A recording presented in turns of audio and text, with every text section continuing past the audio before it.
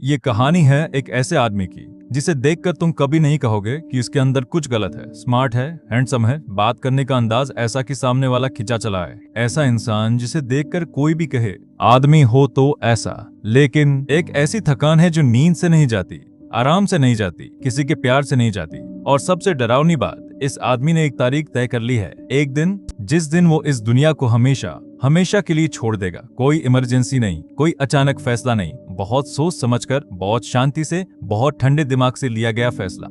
जैसे कोई ट्रेन की टिकट बुक कर रहा हो, बस एक तारीख, एक डेस्टिनेशन। ये कहानी है अलैन लेरिए की, और ये कोई साधारण कहानी नहीं। ये एक आदमी के आखिरी दिनों का सफर है, उसकी आखिरी सांसों की गिनती। और इस सफर में जो कुछ होता है वो तुम्हारी रूह को हिलाकर रख देगा। तो कहानी शुरू होती है पेरिस के पास एक शांत सी जगह से, एक रिहैब क्लिनिक। यहाँ अलैन पिछले कई महीनों से रह रहा है। शराब की लत ने उसे यहाँ पहुँचाया है। भाई शराब ने इस आदमी की जिंदगी खा ली। एक जमाने में वो पेरिस की सोशल लाइफ का सबसे चमकता सितारा था। अमीर दोस्त, खूबसूरत औरतें, महंगी पार्टियां, हर रात एक नई महफिल, हर शाम एक नया ग्लास। वो दौर ऐसा था जैसे जिंदगी कभी खत्म ही नहीं होगी, बस चलती रहेगी, चमकती रहेगी। पर भाई, वो सब अब बीते जमाने की बात है। वो चमक बुझ गई, वो पार्टियां खत्म, वो दोस्त सब अपनी अपनी जिंदगी में बिजी। और अलैन, वो एक रिहैब क्लिनिक के कमरे में अकेला पड़ा है। छत घूल रहा है, सुबह होती है, हल्की सी रोशनी खिड़की से अंदर आती है। अलैन की आंख खुलती है, पर वो उठता नहीं, बस लेटा रहता है, छत को देखता रहता है। कमरे में सन्नाटा है, ऐसा सन्नाटा जो कानों में गूंजता है। कोई आवाज नहीं, कोई हलचल नहीं, बस टिक टिक करती घड़ी और अलैन की सांसों की आवाज। उसके चेहरे पर कोई भाव नहीं,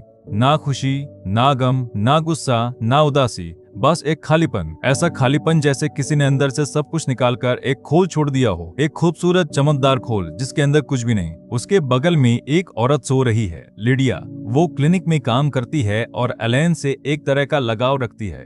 शायद प्यार है, शायद तरस है, शायद बस इंसानी जरूरत है। ये लिडिया खुद भी ठीक से नहीं जानती, पर वो अलैन के पास रहती है, उसकी देखभाल करती है, रात उसके बिस्तर में आती है। पर अलैन, भाई, अलैन को कोई फर्क नहीं पड़ता।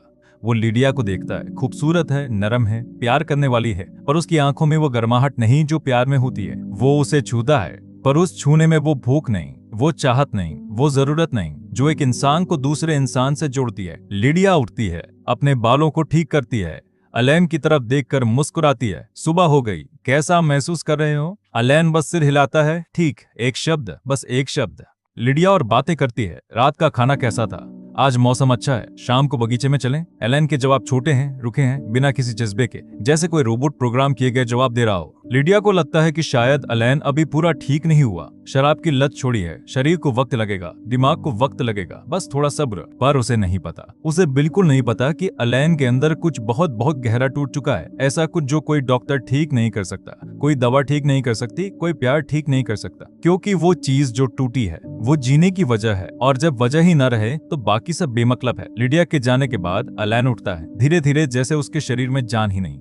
बाथरूम जाता है, मुंह धोता है, आईने में देखता है, और यहीं इस पल कुछ होता है जो बहुत जरूरी है। एलन आईने के सामने खड़ा होकर खुद को देखता है। लंबा पतला तराशा हुआ चेहरा, गहरी आंखें, अच्छी हड्डियों का ढांचा। बाहर से देखो तो कोई कहे कितना हैंडसम आदमी है, कितना अच्छा दिखता है, पर एलन उस शक्ल में खुद को नहीं पहचानता। वो खुद से पूछता है, ये कौन है? ये आदमी कौन है जो मुझे देख रहा है? ये मैं हूँ सच में? वो अपनी आंखों में झांकता है, और वहां कुछ नहीं दिखता। कोई चमक नहीं, कोई उम्मीद नहीं, कोई गुस्सा नहीं, कोई दर्द भी नहीं, बस खालीपन। जैसे किसी ने आंखों के पीछे से बत्ती बुझा दी हो। वो आईने से हटता है, कपड़े पहनता है, और अपने बेड साइड टेबल की तरफ जाता है। ड्रॉअर खोलता है, और वहां एक पिस्तौल रखी है, चमकती हुई, ठंडी, खामोश, काले रंग की, छोटी सी पर जानलेवा। एलन उसे उठाता है, बड़े आराम से, जैसे कोई अपना फेवरेट पेन उठा रहा हो। हाथ में तौलता है, उसका वजन महसूस करता है, उंगलियां फेरता है बैरल पर, ट्रिगर पर। कोई कांपना नहीं, कोई घबराहट नहीं, कोई डर नहीं, बस एक अजीब सा सुकून है उसके चेहरे पर, जैसे किसी ने लंबे थकाने वाले सफर के बाद अपनी मंजिल देखी हो। जैसे कोई कह रहा हो, बस अब ज्यादा देर नहीं। वो पिस्तौल को धीरे से वापस ड्रॉअर में रख देता है। अभी नहीं, अभी एक काम बाकी है। एलन ने तय किया है कि क्लिनिक छोड़ने से पहले वो पेरिस जाएगा, एक आखिरी बार अपने पुराने दोस्तों से मिलेगा, उन लोगों से जो कभी उसकी दुनिया थे। एक आखिरी मुलाकात, एक आखिरी तलाश, शायद, बस शायद कोई वजह मिल जाए रुकने की। शायद कोई इंसान, कोई पल, कोई एक बात, एक नजर, एक छुअन उसे वापस खींच ले। शायद कोई उसे ये बता दे कि जिंदा रहने का कोई मतलब है, शायद। पर भाई, एलन खुद जानता है कि ये शायद बहुत बहुत कमजोर है, इतना कमजोर कि हवा का एक झोंका भी इसे उड़ा दे। क्लिनिक का डॉक्टर ला बार्बिनियस एलेन से मिलने आता है। वो एक समझदार आदमी है, धैर्य वाला, जो मरीजों से प्यार से बात करता है। वो अलेन के सामने बैठता है, कॉफी का कप हाथ में, और पूछता है, अलेन कैसा लग रहा है, आगे क्या सोचा है? अलेन बड़ी शांति से, बड़े ठंडे लहजे में, बिना किसी जज्बे के कहता है, मैं ठीक हूँ डॉक्टर, शराब छूट गई है, मैं बाहर जाना चाहता हूँ, पेरिस जाना चाहता हूँ, दोस्तों से मिलना चाहता हूँ। डॉक्टर उसे गौर से देखता है, उसकी नजर अलेन की आंखों पर टिकती है। वो वहाँ कुछ ढूंढ रहा है, कोई निशानी, कोई खतरे का संकेत, पर अलेन की आंखें, वो बिल्कुल शांत है, बहुत शांत है, इतनी शांत कि ये शांति ही शायद सबसे बड़ी चेतावनी है। पर डॉक्टर इसे पकड़ नहीं पाता। डॉक्टर कहता है, अलेन, बाहर जाने से पहले एक बात समझ लो, शराब छोड़ना काफी नहीं है, तुम्हें जिंदगी में कुछ ढूंढना होगा, कोई मकसद, कोई काम, कोई इंसान, कोई वजह जो तुम्हें सुबह उठने पर मजबूर करे। बिना वजह के इंसान टिक नहीं पाता। अलेन सुनता है, सिर हिलाता है, जी डॉक्टर। पर भाई, उसकी आंखों में कुछ नहीं बदलता। वो जानता है कि डॉक्टर ठीक कह रहा है, बिल्कुल ठीक, पर वो ये भी जानता है कि उसके अंदर वो आग, वो चिंगारी जो इंसान को जिंदा रखती है, वो बहुत पहले बुझ चुकी है, और बुझी हुई आग को कोई नसीहत नहीं जला सकती। अगली सुबह अलेन तैयार होता है, और भाई यहाँ एक बात नोटिस करने लायक है, वो बहुत अच्छे से तैयार होता है, अच्छे कपड़े पहनता है, कमीज की हर बटन ठीक से बंद, कॉलर सीधा, जूते पॉलिश, बाल संवारे हुए। बाहर से देखकर कोई भी कहेगा, कितना शरीफ, कितना सलीकेदार इंसान है। कोई नहीं कह सकता कि ये आदमी अंदर से इतना टूटा हुआ है कि बस एक कदम दूर है अंत से। और शायद यही सबसे खतरनाक बात है कि दर्द हमेशा दिखता नहीं। कभी कभी सबसे ज्यादा तकलीफ में इंसान सबसे ज्यादा नॉर्मल दिखता है, क्योंकि उसने तय कर लिया होता है, और तय करने के बाद एक अजीब सा सुकून आ जाता है, जैसे तूफान से पहले की खामोशी। अलेन ट्रेन पकड़ता है, पेरिस के लिए खिड़की वाली सीट पर बैठता है। ट्रेन चलने लगती है, बाहर का नजारा, हरे भरे खेत, छोटे छोटे गांव, पेड़ों की कतारें, नीला आसमान, सब कुछ तेजी से गुजरता जाता है, धुंधला होता जाता है। अलेन खिड़की से बाहर देखता रहता है, पर उसकी आंखें कुछ और देख रही हैं, पुरानी यादें। उसके दिमाग में एक फिल्म चल रही है। भाई, एक जमाना था जब अलेन लेरिए नाम सुनते ही पेरिस की महफिलों में रौनक आ जाती थी। लोग उसे चाहते थे, उसकी संगत चाहते थे। वो हर पार्टी की जान था, सबसे अच्छी बातें करता, सबसे ज्यादा हंसाता, सबसे ज्यादा पीता, सबसे देर तक जागता। खूबसूरत औरतें उसकी तरफ खिंची चली आती, अमीर दोस्त उसे अपनी महफिलों में बुलाने के लिए मिन्नतें करते। शराब तो उसकी सबसे पुरानी, सबसे वफादार साथी थी। हर खुशी में, हर गम में, हर पार्टी में, हर अकेलेपन में शराब हमेशा वहां थी। पहले एक गिलास, फिर दो, फिर बोतल, फिर बोतलें, और धीरे धीरे वो साथी जहर बन गई। शराब ने उसकी शादी तोड़ दी, उसकी बीवी अमेरिका चली गई उसे छोड़कर। शराब ने उसका करियर खत्म कर दिया, कोई काम नहीं बचा, कोई पैसा नहीं बचा। शराब ने उसके शरीर को खोखला कर दिया, लीवर कमजोर, हाथ कांपने लगे, रातों को नींद नहीं आती। और अब शराब भी छूट गई है, रिहैब में आकर, डॉक्टर की मदद से, महीनों की मशक्कत के बाद। पर भाई, शराब छूटने के बाद बचा क्या? कुछ नहीं, बिल्कुल कुछ नहीं। शराब कम से कम एक नशा देती थी, एक भूलने का बहाना देती थी। अब तो वो भी नहीं है, बस एक खालीपन है, ऐसा खालीपन जो शराब की लत से भी भयंकर है। कम से कम शराब में डूबे हुए अलेन को ये एहसास नहीं होता था कि उसकी जिंदगी कितनी बेमतलब है। अब वो एहसास हर पल, हर सेकंड साथ है। ट्रेन पेरिस पहुंचती है, अलेन उतरता है, स्टेशन की भीड़ में खड़ा होता है, लोग इधर उधर भाग रहे हैं, ट्रेनें आ जा रही हैं, अनाउंसमेंट हो रहे हैं, सब कुछ जिंदा है, सब कुछ चल रहा है। पर अलेन, वो उस भीड़ में एक भूत की तरह खड़ा है, सबके बीच, पर सबसे अलग। कोई उसे नहीं देखता, कोई उसे नहीं पहचानता, कोई उसे नहीं जानता। वो स्टेशन से बाहर निकलता है, पेरिस की हवा उसके चेहरे को छूती है, वो गहरी सांस लेता है। पेरिस, एक जमाने में ये शहर उसकी रगों में दौड़ता था, अब ये बस एक शहर है। इमारतें, सड़कें, गाड़ियां, लोग सब बेमतलब। अलेन पैदल चलने लगता है, कोई जल्दी नहीं, कोई मंजिल नहीं, बस चलता रहता है। पुराने रास्ते, जाने पहचानी गलियां, वो कैफे जहां बैठकर कॉफी पीता था, वो बात जहां रातें गुजारता था, वो कोने जहां खूबसूरत लड़कियों को किस करता था, सब कुछ वही है। पत्थर वही, दीवारें वही, गलियां वही, पर अलेन बदल गया है। या शायद अलेन वही है, बस उसके अंदर की रोशनी बुझ गई है। पहला पड़ाव दुबुर्ग, अलेन का सबसे पुराना, सबसे करीबी दोस्त। एक जमाने में दोनों जानी दुश्मन थे जिंदगी के, हर पार्टी में साथ, हर बार में साथ, हर पागलपन में साथ। दुबुर्ग वो इंसान था जो अलेन को सबसे ज्यादा समझता था, या कम से कम अलेन को ऐसा लगता था। पर भाई, आज जब अलेन दुबुर्ग के घर पहुंचता है तो उसे एक बिल्कुल अलग दुनिया मिलती है। दुबुर्ग बदल चुका है पूरी तरह, सर से पांव तक। शादीशुदा है, बच्चे हैं, एक अच्छी सी नौकरी है, एक सेटल्ड जिंदगी है। और सबसे बड़ा बदलाव, वो कैथोलिक धर्म में गहरा, बहुत गहरा डूब गया है। दुबुर्ग का घर एकदम व्यवस्थित है, साफ सुथरा, हर चीज अपनी जगह। दीवार पर ईसा मसीह की तस्वीर, शेल्फ पर धार्मिक किताबें, टेबल पर रोजरी। कुछ साल पहले ये वो आदमी था जो पेरिस की सबसे गंदी बार में पड़ा रहता था, और आज वो हर सुबह चर्च जाता है, प्रार्थना करता है, बाइबल पढ़ता है। अलैन दुबुर्ग सोफे पर बैठा है, हाथ में चाय का कप है, शराब नहीं, चाय। दुबुर्ग अपनी जिंदगी के बारे में बता रहा है, कैसे ईश्वर ने उसे बचाया, कैसे प्रार्थना ने उसे शांति दी, कैसे परिवार ने उसे जिंदगी का मतलब सिखाया। उसकी आंखों में एक चमक है, शायद सच्ची, शायद नकली, पर चमक तो है। अलैन सुन रहा है, ध्यान से सुन रहा है, पर उसके चेहरे पर वो अजीब सी मुस्कान है जो ना खुशी जाहिर करती है, ना मजाक, ना तारीफ, बस एक थकी हुई, उदास, जानी पहचानी मुस्कान, जैसे कोई बहुत पुरानी फिल्म देख रहा हो जिसका अंत पहले से पता है। अलैन पूछता है, दुबुर्ग, तू सच में खुश है? ये सब चर्च, प्रार्थना, ये नियम, ये रूटीन, ये सब सच में तुझे शांति देता है, या तूने बस एक नशा छोड़कर दूसरा पकड़ लिया है? दुबुर्ग एक पल के लिए रुकता है, फिर बोलता है, हाँ अलैन, मुझे मिल गई वो चीज जो मैं ढूंढ रहा था। ईश्वर में सब कुछ है, तू भी ढूंढ, तुझे भी मिलेगा। अलैन चुप हो जाता है, वो दुबुर्ग की बात नहीं समझ पाता। उसके दिमाग में एक ही ख्याल है, ये आदमी जिंदगी से हार गया है, लड़ना छोड़ दिया है और अब धर्म की चादर ओढ़कर छुप गया है। ये खुश नहीं है, बस खुद को बहला रहा है, खुद से झूठ बोल रहा है। पर साथ ही अलैन ये भी सोचता है, कम से कम इसके पास एक बहाना तो है जीने का, एक कहानी तो है जो ये खुद को सुनाता है। मेरे पास तो वो भी नहीं। दुबुर्ग अलैन से और बातें करता है, कहता है, अलैन, तू भी कुछ ढूंढ, कोई मकसद, कोई राह, शायद लिखना शुरू कर, शायद कोई काम ढूंढ, शायद किसी से प्यार कर। जिंदगी में कुछ तो होना चाहिए जो तुझे सुबह बिस्तर से उठने पर मजबूर करे। अलैन सिर हिलाता है, हाँ शायद, पर उसकी आंखें कह रही हैं, नहीं, कुछ नहीं बचा, कुछ नहीं होगा। दुबुर्ग के घर से निकलकर अलैन सड़क पर आता है, ठंडी हवा उसके चेहरे पर लगती है। वो कोट का कॉलर ऊपर करता है और चलने लगता है। पेरिस की गलियां, पुराने कैफे, जाने पहचाने कोने, सब कुछ वही है जैसा 10 साल पहले था। पर अलैन को अब कुछ भी नहीं छूता। लोग हंस रहे हैं, बातें कर रहे हैं, प्यार कर रहे हैं, जिंदगी जी रहे हैं, पर अलैन, वो बस देख रहा है, जैसे किसी शीशे के पीछे खड़ा हो। सब दिखता है, सब सुनाई देता है, पर छू नहीं सकता, शामिल नहीं हो सकता। वो इस दुनिया का हिस्सा नहीं है, शायद कभी नहीं था।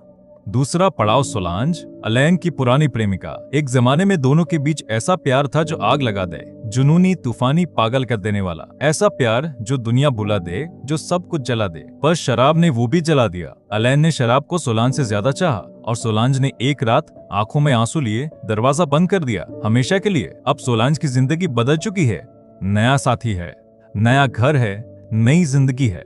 जब अलैन उससे मिलता है तो सोलांज उसे गर्मजोशी से मिलती है, पर भाई उसमें एक दूरी है। एक पतला सा शीशा दोनों के बीच खड़ा है जो दिखता नहीं पर महसूस होता है। सोलांज की आंखों में पुरानी यादों की हल्की सी चमक है। वो दिन, वो रातें, वो पागलपन सब याद है उसे, पर साथ में एक डर भी है। डर कि कहीं अलैन फिर से उसकी जिंदगी में दाखिल होकर सब कुछ बर्बाद ना कर दे। वो तूफान जो एक बार गुजर चुका है, उसकी वापसी कोई नहीं चाहता। दोनों बैठते हैं, बातें करते हैं। अलैन पुराने दिनों की बात करता है, याद है वो रात जब हम सीन नदी के किनारे भागते हुए जा रहे थे और तू गिर गई थी? याद है वो कैफे जहां हमने सारी रात बैठकर बातें की थी?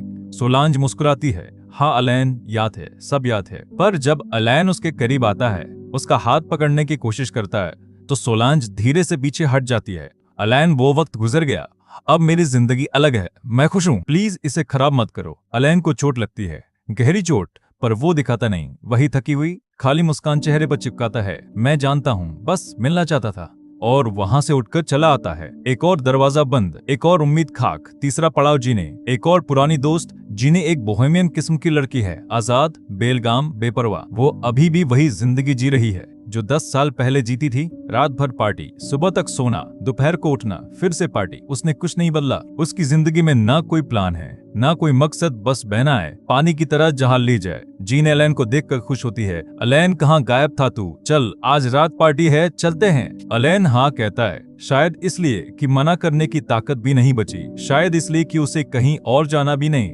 पार्टी, धुआं, शोर, ऊंची आवाज में जैज म्यूजिक, लोग नाच रहे हैं, शराब के ग्लास टकरा रहे हैं, हंसी गूंज रही है। ऐसा माहौल जो एक जमाने में अलैन की रगों में बिजली दौड़ा देता था, पर आज वो कोने में खड़ा है, हाथ में एक ग्लास है, पर उसमें सिर्फ पानी है और वो सबको देख रहा है, बस देख रहा है। लोग उसे पहचानते हैं, आते हैं। अरे अलैन, तू तो गायब हो गया था, कैसा है, क्या कर रहा है? अलैन मुस्कुराता है, हाथ मिलाता है, 2-4 बातें करता है। हाँ ठीक हूँ, रिहैब में था, अब ठीक हूँ। छोटी छोटी सतही बातें, कोई गहराई नहीं, कोई सच नहीं। और वो सबको देखता है, अपने पुराने दोस्तों को। वो अभी भी वही कर रहे हैं जो 10 साल पहले करते थे। वही शराब, वही ड्रग्स, वही बेमतलब की बातें, वही ठहाके, वही नशा। कुछ नहीं बदला, बस चेहरे पर कुछ और झुर्रियां आ गई हैं। बाल कुछ और सफेद हो गए हैं, पर जिंदगी वहीं। अलेन सोचता है, क्या मैं भी इन्हीं जैसा था, बस एक नशेड़ी जो शराब और पार्टी में डूबा रहता था? क्या मेरी पूरी जिंदगी बस यही थी? कुछ गिलास, कुछ बोतलें, कुछ रातें, कुछ औरतें, और बस इसके पीछे कुछ भी नहीं था।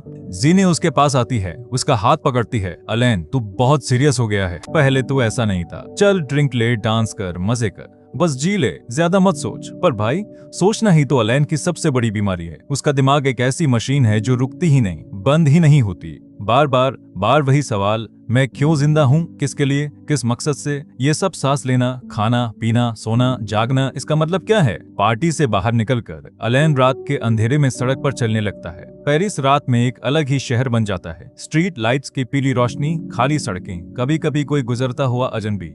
अलेन चलते चलते सीन नदी के किनारे पहुंचता है। वो पुल पर खड़ा होता है। नीचे पानी काला है, गहरा है, धीरे धीरे बह रहा है। ठंडी हवा चल रही है, कोट के कॉलर में घुसती हुई। अलेन पानी को देखता है, बहुत देर तक बिना हिले, बिना बोले। उसके दिमाग में ख्यालों का तूफान चल रहा है, पर चेहरे पर कुछ नहीं दिखता, बस वो ठंडी, शांत, डरावनी खामोशी।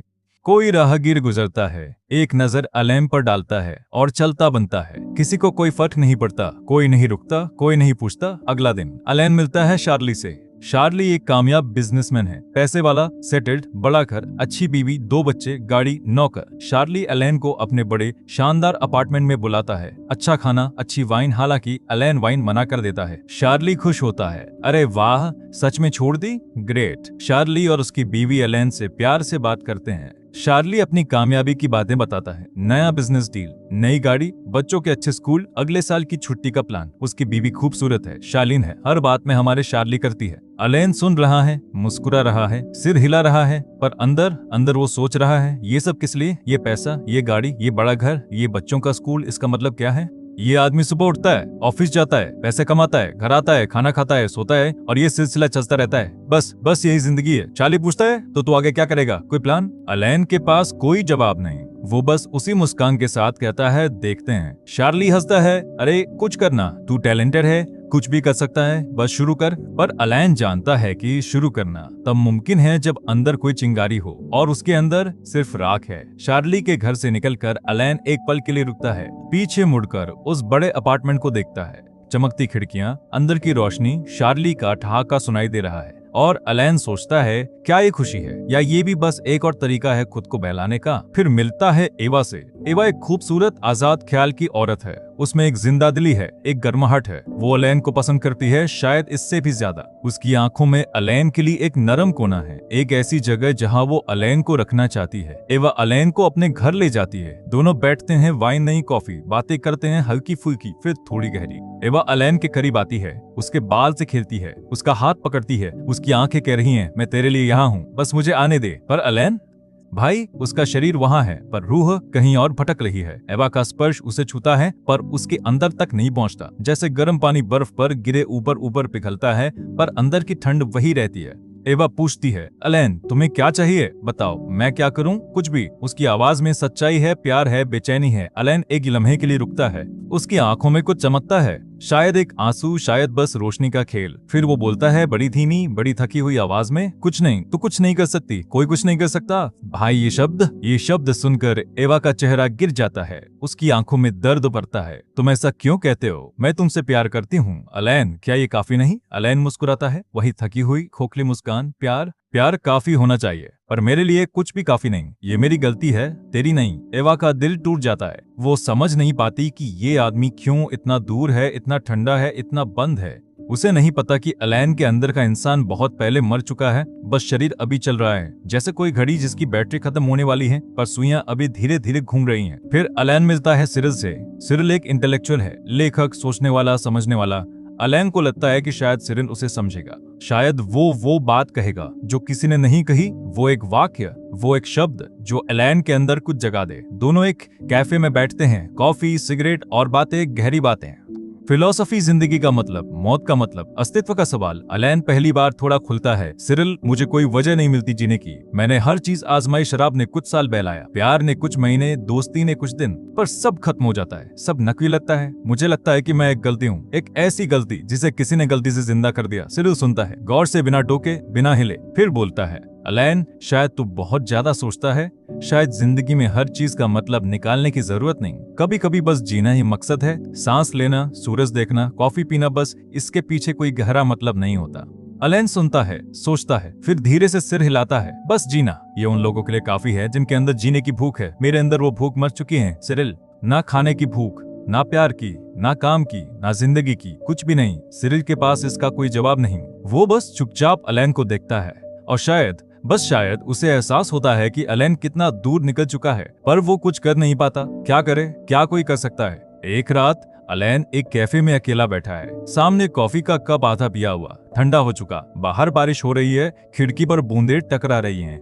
अलेन अपनी जेब से एक छोटी सी डायरी निकालता है और लिखने लगता है। वो लिखता है अपने बारे में, इन दिनों के बारे में, उन लोगों के बारे में जिनसे मिला। दुबुर्ग उश्वर में छुपा हुआ है। उसे लगता है कि उसे जवाब मिल गया, पर वो बस एक और पर्दे के पीछे खड़ा है। सोलांज, उसने आगे बढ़ना सीख लिया। वो मजबूत है, मुझसे ज्यादा मजबूत। शार्ली पैसों में खुशी ढूंढ रहा है, शायद मिल भी जाए, शायद नहीं। जीने अभी भी भाग रही है, बिना रुके, बिना सोचे, बिना मतलब के। एवा प्यार देना चाहती है, पर मैं वो प्यार ले नहीं सकता।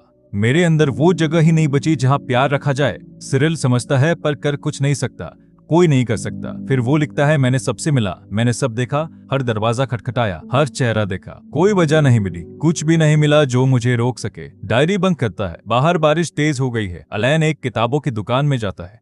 अलमारियों के बीच खड़ा होकर किताबें पलटता है। एक उठाता है, कुछ पन्ने पढ़ता है, रख देता है। दूसरी उठाता है, वो भी रख देता है। तीसरी, चौथी, पांचवी, कोई किताब उसे पकड़ नहीं पाती, कोई शब्द उसकी रूह तक नहीं पहुंचता। पर तभी एक किताब में एक लाइन मिलती है, एक लाइन जो उसे रुका देती है, जो सीधे उसके दिल में उतर जाती है। कुछ लोग इस दुनिया के लिए नहीं बने होते। वो बहुत ज्यादा महसूस करते हैं, बहुत ज्यादा सोचते हैं, और उनका दर्द इतना गहरा होता है कि दुनिया उन्हें संभाल नहीं पाती। अलेन उस किताब को बंद करता है। उसकी आंखों में कुछ चमकता है, आंसू नहीं, कुछ और, एक तरह की पहचान। जैसे किसी ने उससे कह दिया हो, तू गलत नहीं है अलेन, तू बस अलग है। और ये अलग होना, ये इस दुनिया के लिए बहुत भारी है। पेरिस में अपने आखिरी दिन अलेन एक बार फिर सीन नदी के किनारे खड़ा है। शाम ढल रही है, सूरज डूब रहा है, आसमान नारंगी, गुलाबी, बैंगनी रंगों में रंगा हुआ। पेरिस सुंदर दिख रहा है, शायद आज से ज्यादा सुंदर कभी नहीं दिखा। नदी का पानी सोने जैसा चमक रहा है। आईफल टावर दूर से झलक रहा है। नदी पर कोई नाव धीरे धीरे गुजर रही है। अलेन बस देखता रहता है, एक लम्हे के लिए, बस एक छोटे से लम्हे के लिए। उसके चेहरे पर एक सच्ची मुस्कान आती है, नकली नहीं, थकी हुई नहीं, बिल्कुल सच्ची। जैसे उसके अंदर कोई तार हिला हो जो बरसों से खामोश था। शायद खूबसूरती अभी भी उसे छू सकती है, शायद इस दुनिया में अभी भी कुछ है जो अच्छा है, जो देखने लायक है। पर वो पल गुजर जाता है। सूरज डूब जाता है, अंधेरा छा जाता है, और अलेन के अंदर की वो हल्की सी चमक, वो भी बुझ जाती है। वो अंधेरे में खड़ा रहता है, अकेला, ठंडी हवा में, नदी के किनारे, और उसे पता है बस अब ज्यादा देर नहीं। अलेन वापस लौटता है क्लिनिक, अपने कमरे में जाता है, दरवाजा बंद करता है, धीरे से, आराम से ताला लगाता है। कमरे में सन्नाटा है, बस घड़ी की टिक टिक और अलेन की सांसों की आवाज। वो बिस्तर पर बैठता है, जूते उतारता है, कोट उतारता है, सब कुछ करीने से रखता है, जैसे कोई सामान पैक कर रहा हो किसी लंबे सफर के लिए। डायरी निकालता है, आखिरी बार वो लिखता है हर दोस्त के बारे में, हर मुलाकात के बारे में, जो देखा, जो महसूस किया, जो नहीं मिला। एक एक शब्द बड़ी सफाई से, बड़े सुकून से लिखता है। फिर वो आखिरी लाइन लिखता है, मैंने सबसे मिला, मैंने सब देखा, कोई वजह नहीं मिली, अब मुझे जाने दो। डायरी बंद करता है, टेबल पर रखता है, उठता है, बेड साइड टेबल के पास जाता है, ड्रॉअर खोलता है, पिस्तौल उठाता है, वहीं चमकती हुई ठंडी खामोश पिस्तौल। उसके हाथ नहीं कांपते, उसकी सांसें एक ताल में चल रही हैं, शांत, धीमी। उसके चेहरे पर कोई डर नहीं, कोई गम नहीं, कोई हिचकिचाहट नहीं, बस वो सुकून है, वो अजीब, ठंडा, डरावना सुकून जो फैसला कर चुके इंसान के चेहरे पर होता है। वो बिस्तर पर लेटता है, तकिए पर सिर रखता है, छत की तरफ देखता है। वही छत जो रोज सुबह देखता था, वही सफेद छत, वही दरारें, वही निशान। और भाई, कमरे में एक गोली की आवाज गूंजती है, सिर्फ एक, तेज, कड़कदार, और फिर बल्द सन्नाटा, भयानक सन्नाटा। ऐसा सन्नाटा जो कानों में चीख की तरह गूंजता है। बस कहानी खत्म। अलेन लेरिए अब नहीं है वो आदमी जो बाहर से सब कुछ लगता था, हैंडसम, चार्मिंग, स्मार्ट, ऐसा इंसान जिसे देखकर कोई ना कहे कि इसे कोई तकलीफ है। वो अंदर से एक ऐसी आग में जल रहा था जो किसी को दिखी ही नहीं। वो आग जो बाहर नहीं निकलती, जो धुआं नहीं देती, जो किसी को गर्मी नहीं पहुंचाती, बस अंदर ही अंदर चुपचाप धीरे धीरे सब कुछ जला डालती है। हर उम्मीद, हर ख्वाहिश, हर रिश्ता, हर सपना, सब राख। फिल्म का नाम भी यही है, द फायर विद इन, अंदर की आग। वो आग जो किसी को नजर नहीं आती, जिसका धुआं कोई सूंघ नहीं पाता, पर जो इंसान को भीतर से राख कर देती है। ये फिल्म भाई लुई माल ने डायरेक्ट की थी। फ्रेंच सिनेमा के सबसे बड़े नामों में से एक मॉरिस रोने ने अलेन का किरदार निभाया। ऐसा निभाया कि आज 60 साल बाद भी लोग उस परफॉर्मेंस को भूल नहीं पाए। ये फिल्म ड्रू ला रोशेल की किताब पर बेस्ड है और ड्रू ला रोशेल भाई वो खुद एक ऐसा लेखक था जिसने अपनी जिंदगी में कई बार खुदकुशी की कोशिश की और आखिरकार 1905 में अपनी जान ले ली। मतलब ये कहानी सिर्फ कल्पना नहीं, ये किसी के जिए हुए दर्द से निकली है। इस फिल्म में कोई ड्रामा नहीं, कोई एक्शन नहीं, कोई ट्विस्ट नहीं, कोई विलेन नहीं। ये बस एक आदमी की आखिरी यात्रा है, उसके आखिरी दिन, उसकी आखिरी मुलाकातें, उसके आखिरी ख्याल, उसकी आखिरी सांसें। और यही इसे इतना ताकतवर, इतना दर्दनाक, इतना यादगार बनाती है, क्योंकि ये दिखाती है वो सच जो हम सब जानते हैं पर मानना नहीं चाहते कि एक इंसान भरी भीड़ में, दोस्तों के बीच, प्यार करने वालों के बीच, एक खूबसूरत शहर में, एक चमकदार जिंदगी में, बिल्कुल पूरी तरह हड्डियों तक अकेला हो सकता है। और सबसे तकलीफदेह बात, कोई भी अलेन के दर्द को नहीं समझ पाया। सब उसे देखकर बोले, तू ठीक लग रहा है, शराब छोड़ दी, ग्रेट, बस सेटल हो जा, सब ठीक हो जाएगा, कुछ काम ढूंढ, किसी से प्यार कर, ज्यादा मत सोच। पर किसी ने, एक इंसान ने भी ये नहीं पूछा, अलेन तू सच में ठीक है अंदर से? बता मुझे, सब कुछ बता, मैं सुनूंगा, बिना जज करे, बिना नसीहत दिए। किसी ने उसकी आंखों में नहीं झांका, उन शांत खाली आंखों में जो चीख रही थी। किसी ने उसकी खामोशी नहीं सुनी, वो खामोशी जो 1000 शब्दों से ज्यादा जोर से बोल रही थी। किसी ने उसकी मुस्कान के पीछे छुपी चीख को नहीं पहचाना। और शायद, बस शायद अगर एक इंसान ने पूछ लिया होता, अगर एक इंसान ने कहा होता, अलेन रुक, बैठ, बता मुझे क्या हो रहा है तेरे अंदर, मैं कहीं नहीं जा रहा, मैं यही हूँ। अगर एक इंसान ने उसका हाथ थाम लिया होता, बस थाम लिया होता, कुछ बोले बिना, कोई नसीहत दिए बिना, बस हाथ थाम लिया होता, तो शायद वो पिस्तौल उठाने की जरूरत नहीं पड़ती।